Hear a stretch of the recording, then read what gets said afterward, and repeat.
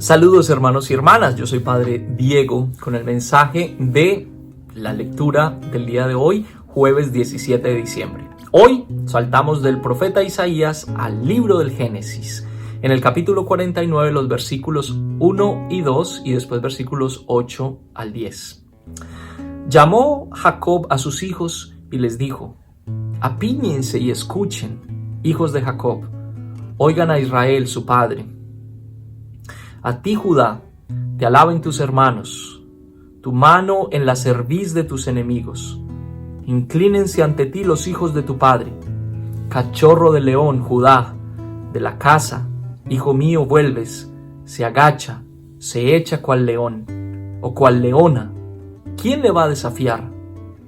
No se irá el cetro de la mano de Judá, el bastón de mando de entre sus piernas, hasta que venga el que le pertenece, y al que harán homenaje los pueblos. Muy bien, hoy el pasaje entonces lo tomamos del libro del Génesis. Recordemos que el libro del Génesis nos cuenta la historia de los orígenes, no solamente de la humanidad, sino del pueblo de Israel también, y cómo se va configurando esta historia del pueblo de Israel. Diferentes historias, algunas coinciden con otras son completamente independientes, y tradiciones también. Una de esas importantes tradiciones es la tradición de los patriarcas, y particularmente hoy tenemos la tradición de Jacob.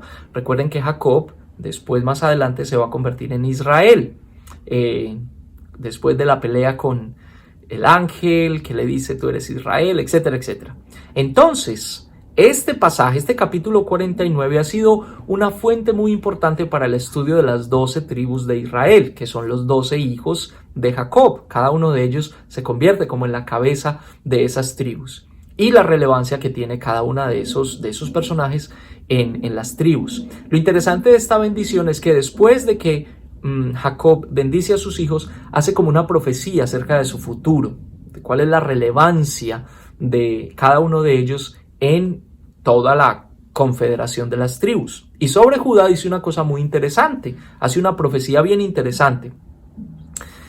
No se irá el cetro de mano de Judá, ni el bastón de mando entre sus piernas, hasta que venga el que le pertenece y al que harán homenaje los pueblos. Aquí hay una referencia mesiánica bien interesante.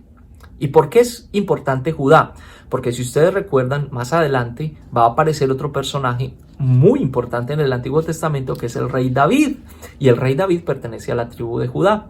Y las promesas que Dios le hizo a David: tu reino permanecerá por siempre y tu dinastía prevalecerá por todos los siglos, etcétera, etcétera, después se va a conectar con la historia de Jesús.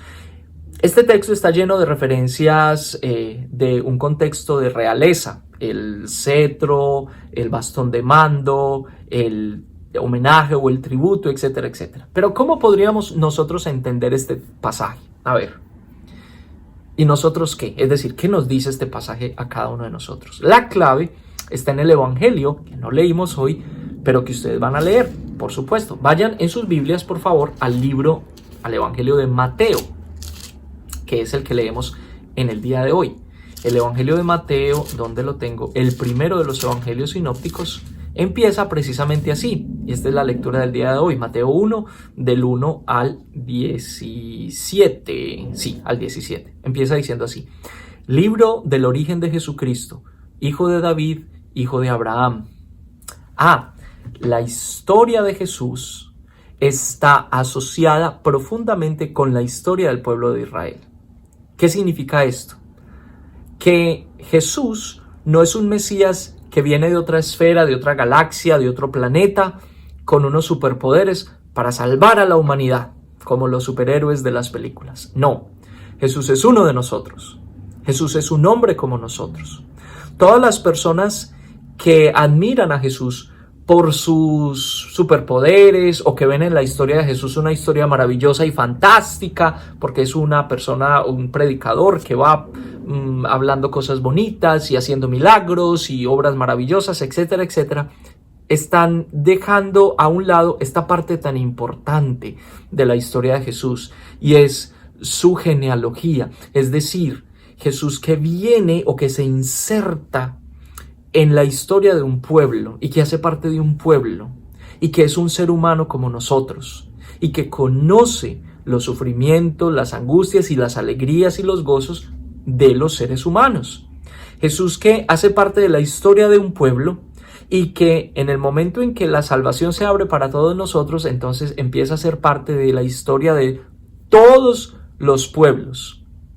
Jesús que se conecta con la historia de cada ser humano en este mundo y que tiene algo para decirle a esa historia particular. Vamos a leer nuevamente este pasaje.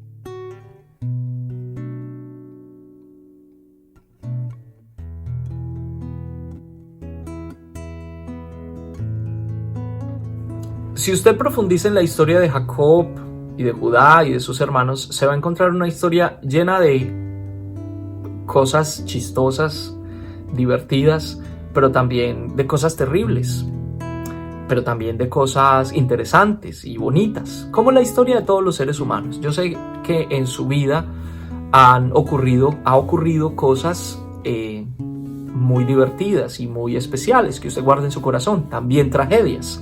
Claro, como todos los seres humanos. Cuando en la Biblia nos conectan la historia de Jesús con la historia de Israel y después con la historia de cada uno de nosotros, nos están invitando precisamente a creer en un Mesías que comparte la historia humana, que comparte mis sufrimientos y sus sufrimientos, que conoce lo que significa ser un ser humano. Un Mesías que vino precisamente a iluminar esta historia humana, llena de maldad, claro, llena de sufrimiento, por supuesto, pero también llena de bondad, de esperanzas y de gozo. Un feliz día para todos, con cafecito, por supuesto, y que el Señor los bendiga. En el nombre del Padre, del Hijo y del Espíritu Santo. Amén. Salud. Chao, chao.